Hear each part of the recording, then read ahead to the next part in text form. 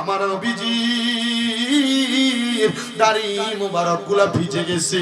আমি জিজ্ঞাসা করলাম, ও মায়ের নবী গো, আপনি কেন এমন ভাবে কান্না করেন? আমার নবী জবাব দেয়, ফাতেমা, আমি নবী দুনিয়ার জমিনের মধ্যে একদিন থাকবো না। আমার ইমাম হাসান যখন কুফা নগরীতে যাবে, আমার ইমাম হাসান রে তারা বিষ পান করায়া দিব। হায়রে, আমি নবী তো রাহমাতুল লিল আলামিন, আমার ঠোঁট মুবারক যেই জায়গাতে লাগবে ওই জায়গায় বিষক্রিয়া আক্রমণ করতে পারবে না। ঠিকই তোরে ইমাম হাসানের 6 বার বিষ পান করাইছে, একবারও বিষক্রিয়া ইমাম হাসান মারা যায় নাই, শহীদের মর্তবা অর্জন করে নাই। কিন্তু 7ম বার যখন ইমাম হাসান রে বিষ পান করাইছে, বিষের সাথে মরুভূমির নুরি নুরি গুড়ি পাথর গুলাকে একবার বাইটা বাইটা ইমাম হাসানের শরবতের সাথে পান করে দিছে।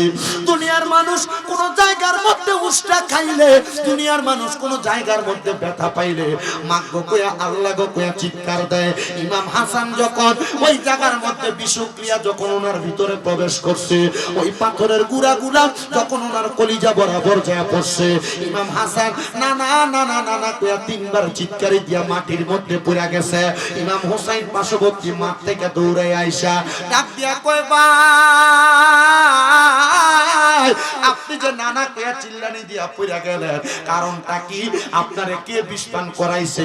এর আগে তো আপনারে আরো 6 বার বিষ পান করাইছে, আপনি ইন্তেকাল করেন নাই, কেউ কি আপনারে আঘাত করছে? ইমাম হোসেন তরবারিটা বাহির করে ফেলছে। ডাক দিয়া কয়, একবার নামটা বলেন, আপনি নাম বললে আমি তাদের বংশ ধ্বংস করে দিব। বলে না রে, বলে না। উনি তখন কোরআনের আয়াত তেলাওয়াত করে, ইন্নাল্লাহা মা'আস সাবিরিন।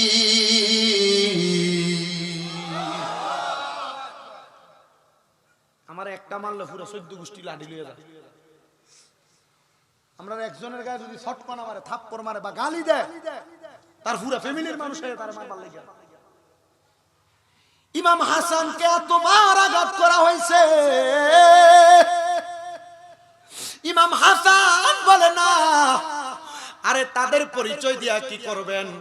আপনি তাদেরকে ধ্বংস করবেন, কিন্তু আমার নানার উম্মতেরা যে আখির জামানার ভিতরে যাবে গো, আমার নানার উম্মতেরা কাহার কাছে ইমানের পরীক্ষা দিবে? এজন্য ইমাম হোসেন বারবার বলে, একবার বলেন না ওনার পরিচয়টা কি? আপনি বারবার বলতেছে, আপনার পরিচয়টা বলেন। একজন আশিকিটা সুরে সুরে লেখে, আরে ও ভাই কহে একবার শুনি,